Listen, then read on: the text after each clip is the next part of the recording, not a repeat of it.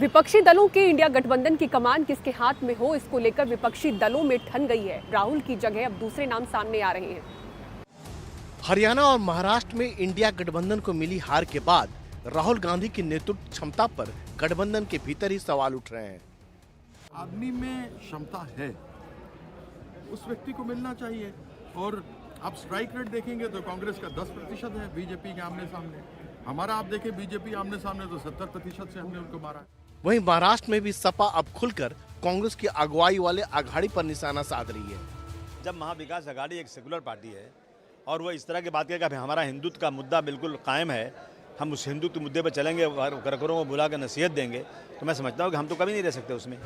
हालांकि कांग्रेस राहुल के आगे किसी और का नेतृत्व स्वीकारने को तैयार नहीं है। राहुल गांधी जी बहुत कुशलता से नेतृत्व कर रहे हैं और आज मैं स्पष्ट रूप से मैं कहना चाहूंगा राहुल जी का कोई विकल्प नहीं है। हालत यह है कि कांग्रेस के प्रदर्शन में सपा और टीएमसी जैसे विपक्षी दल शामिल नहीं हो रहे। यह साफ संकेत है विपक्षी दलों में सब कुछ ठीक नहीं चल रहा है।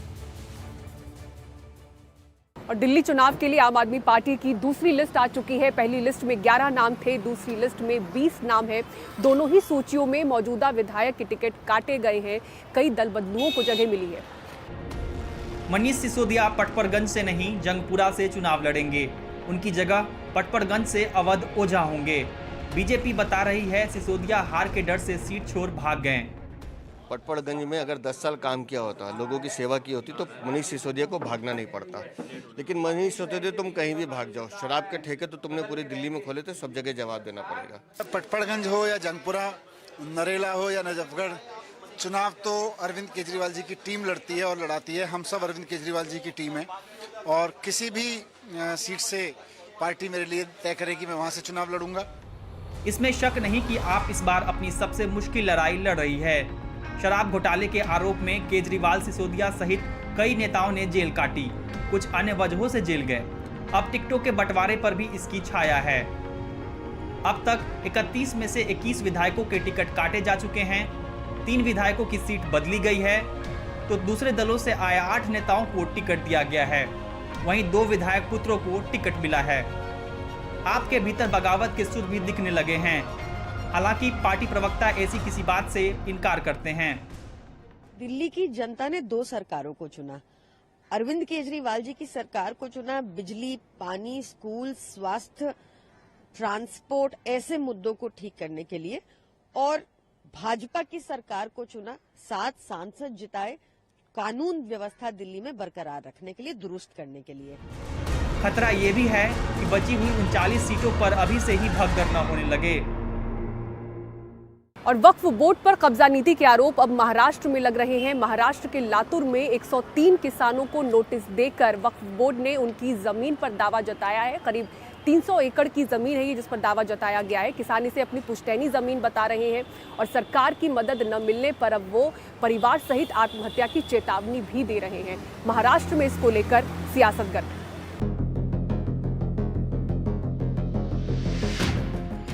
ये मामला महाराष्ट्र के लातूर का है, जहां 103 किसानों की करीब 300 एकड़ जमीन पर वक्फ बोर्ड ने दावा ठोक दिया है। जाहिर है किसानों में गुस्सा है। वो वक्फ के दावे को गलत बताते हुए कह रहे हैं कि उनकी पुश्तैनी जमीन को हड़पने की कोशिश की जा रही है, वो जमीन जहां वो हमेशा से खेती करते रहे हैं।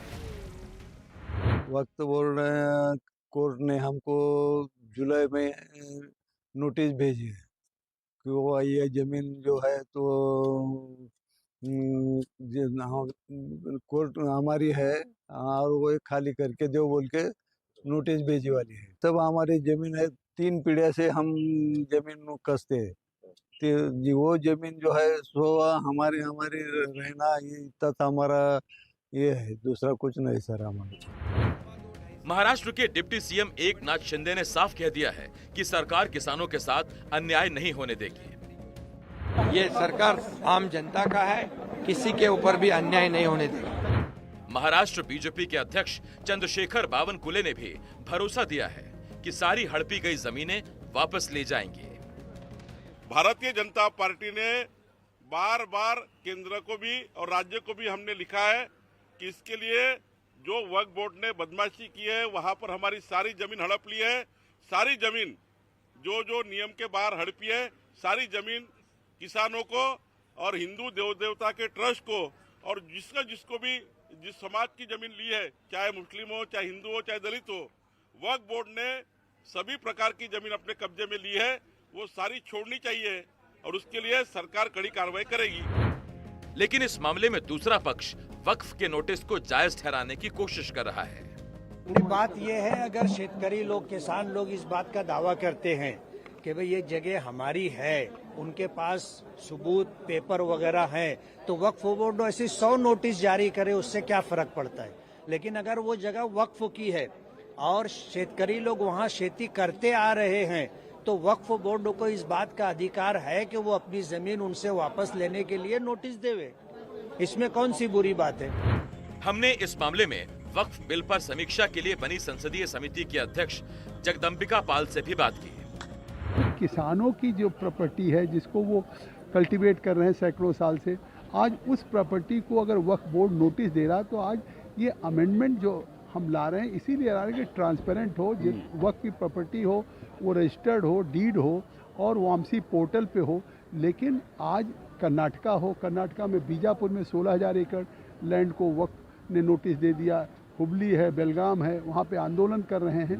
तो यह जहाँ इस तरह की बातें आती हैं, हम वहाँ के मुख्य सचिव को, प्रमुख सचिव को बुलाएंगे, उनसे स्पष्टीकरण मांगेंगे कि किसान की ज़मीन है कि वक्फ की है, कि गवर्नमेंट की ज़मीन है कि वक्फ की है, और उसके हिसाब से फिर हम उनसे साक्ष्य लेंगे।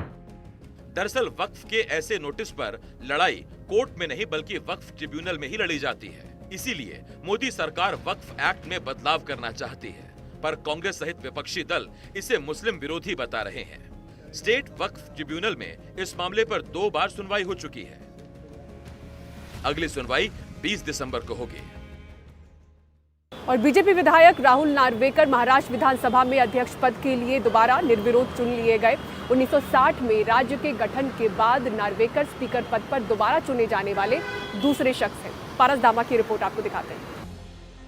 महाराष्ट्र विधानसभा के विशेष सत्र के आखिरी दिन राहुल नार्वेकर अध्यक्ष चुने गए। वैसे रविवार को ही उनका चुना जाना तय हो गया था, क्योंकि विपक्ष ने उनके सामने कोई उम्मीदवार देने से मना कर दिया था। विधानसभेचा उपाध्यक्षाचं पद हे विरोधी महाराष्ट्र विधानसभा के अध्यक्ष निर्विरोध चुने जाएंगे। विपक्ष ने कोई उम्मीदवार नहीं दिया है। राहुल नार्वेकर भाजपा विधायक और पूर्व अध्यक्ष कल निर्विरोध चुने जाएंगे। सोमवार को शिवसेना उद्धव के नेताओं ने पहले विधानसभा अध्यक्ष के चुनाव का बहिष्कार किया और उसके बाद राज्यपाल के भाषण का भी। यूबीटी के नेताओं ने राहुल नार्वेकर की कार्यशैली पर भी सवाल उठाए और उन पर गंभीर आरोप लगाए। आज शिवसेना उद्धव बाळासाहेब ठाकरे पार्टी ने बॉयकॉट किया है। आज स्पीकर की इलेक्शन हुई, अनअपोज्ड हमने कर दी थी। कल एक प्रथा है, परंपरा है, उसे उसका रिस्पेक्ट करके, उसका एक मान सम्मान रख के हमने वो अनअपोज कर दी थी। लेकिन जब अनअपोज्ड हुई तो नाम सामने आया वो राहुल नार्वेकर जी का था। पिछले 2.5 साल में उनके साथ जो एक्सपीरियंस है, जो उन्होंने बाई पार्टीजनशिप फॉलो करनी थी वो की नहीं, उन्होंने पार्टीजन पॉलिटिक्स किया। ट्राइब्यूनल के हिसाब से उन्होंने जो अन्याय किया हम पे, वो अन्याय रिपीट नहीं होगा, इसकी गारंटी हमें चाहिए। वो गारंटी के लिए हम आज बॉयकॉट करें।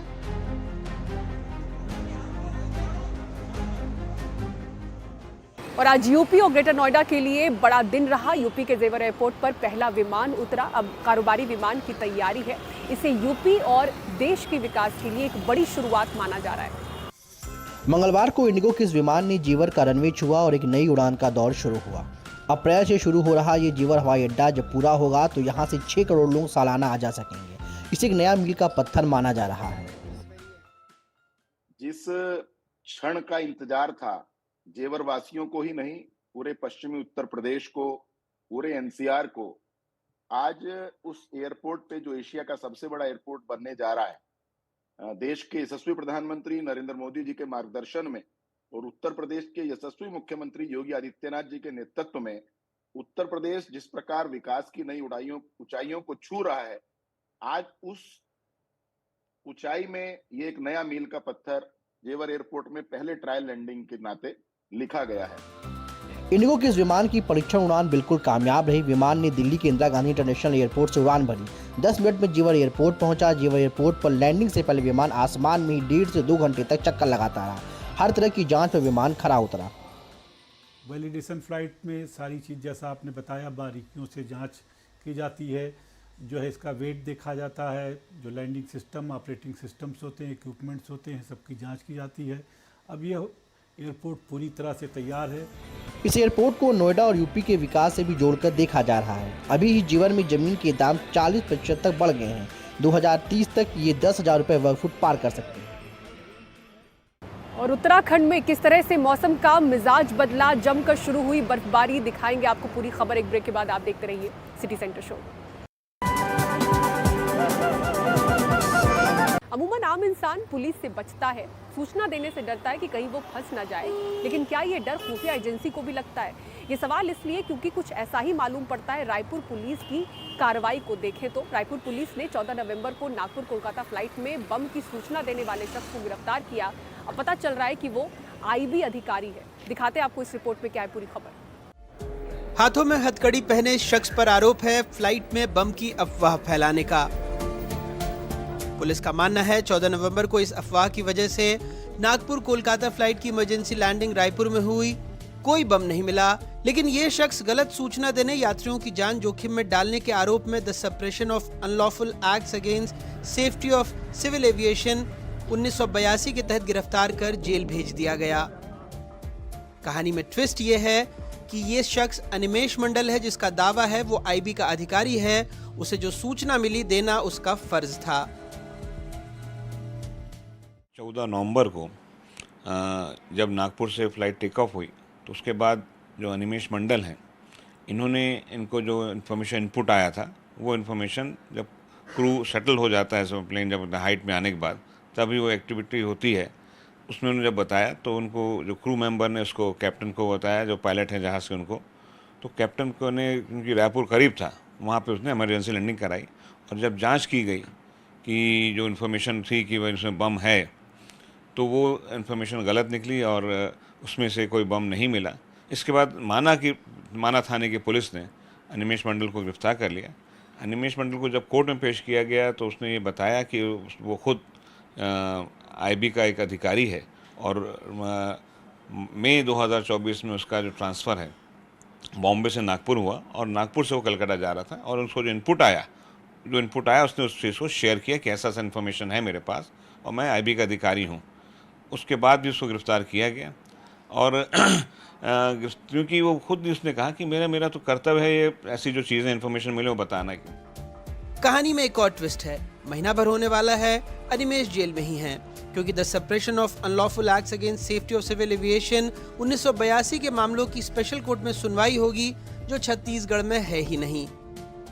Suppression of unlawful act of civil aviation जो है एक एक्ट, उसकी धारा 3(1)(d) में उसको जो गिरफ्तार किया गया वो ट्राइबल बाय सेशन है और आजन्म कारावास से दंडनीय है। इसमें जो एक और जो पेचीदगी ये आई कि इसकी सेक्शन 5(d) ये कहती है कि इसका एक स्पेशल कोर्ट होगा, जो चीफ जस्टिस जो होंगे ऑनरेबल चीफ जस्टिस स्टेट के, वो उनकी सलाह पे एक जज अपॉइंट होगा, वो स्पेशल कोर्ट का जज रहेगा। वो स्पेशल कोर्ट रायपुर में नहीं है, तो अभी उसका जो ज़मानत की याचिका है, क्योंकि कोर्ट नहीं है इसलिए याचिका पेंडिंग है। और अनिमेश मंडल के माँ बाप खुद बहुत सीरियस बीमार हैं और उनको देखने वाला और कोई नहीं है, तो ये सब चीज़ें आ रही हैं। अनिमेश का दावा है कि उन्होंने अपना पहचान पत्र और कई दस्तावेज दिखाए, लेकिन उनकी बात नहीं सुनी गई। इस मामले में पुलिस चुप है और सरकार बस इतना कह रही है कि मामले को देखना पड़ेगा। आज तक के कोर्ट में पेश नहीं किया गया है, ये चाहे वो छत्तीसगढ़ पुलिस की चूक मानी जा रही है या एविएशन की, देखना पड़ेगा, कंफर्म करना पड़ेगा। आईबी के अधिकारी अनिमेश मंडल की तरह कई सारे ऐसे आरोपी इस जेल में बंद हैं जिनका अभी ट्रायल शुरू नहीं हुआ है, लेकिन अनिमेश मंडल का मामला बिल्कुल अलग है। लेकिन पुलिस की कार्रवाई पर कई सवाल खड़े होते हैं कि जब उनको उसकी जानकारी दी गई तो उन्होंने उसकी इन्वेस्टिगेशन क्यों नहीं की और एक ऐसे व्यक्ति को जेल में डाल दिया, आरोपी बना दिया, जो खुद आईबी का अधिकारी है। कैमरा पर्सन प्रवीण साहू के साथ जुल्फिकार अली, एनडीटीवी। बात उत्तराखंड की करते हैं, जहां मौसम का मिजाज बदलते ही पहाड़ी क्षेत्र में जमकर बर्फबारी हुई। हल्के बादलों के बीच राज्य में पहली बर्फबारी है। केदारनाथ, बद्रीनाथ, गंगोत्री, यमुनोत्री के साथ ही आसपास चोटियों पर बर्फ गिरी है। निचले इलाकों में कपकपाहट बढ़ गई है। दिखाते हैं आपको ये रिपोर्ट। जोशीमठ, गंगोत्री, यमुनोत्री, लोखंडी, और नैनीताल सब ने बर्फ की सफेद चादर ओढ़ ली। ये मौसम की पहली बर्फबारी है। बर्फबारी से किसानों और कारोबारियों को राहत मिली है। पर्यटकों के चेहरे भी खिल उठे हैं। आज पहली बार यहाँ ये ओली आया और पहली बार ये बर्फ गिरते हुए देखा। बहुत अच्छा लग रहा है, बहुत खूबसूरत नज़ारा हो चुका है। सीजन की आज ओली में पहली बर्फबारी है। काफ़ी अच्छा है कि इस बार अच्छे टाइम पे यहाँ पे स्नोफॉल हो चुका है और काफ़ी टूरिस्ट यहाँ पे आ रहे हैं। लोग काफ़ी खुश हैं, एंजॉय कर रहे हैं। बहरहाल अब पश्चिम विक्षोभ के सक्रिय रहने से उत्तराखंड में आने वाले दिनों में ठंड और बढ़ सकती है, लेकिन अभी तो पर्यटक रोमांचित है और स्थानीय किसानों के लिए भी उम्मीद की किरण है। और सिटी सेंटर शो में इतना ही। पूरी टीम को दीजिए इजाजत। खबरों के लिए देखते रहें NDTV इंडिया। नमस्कार।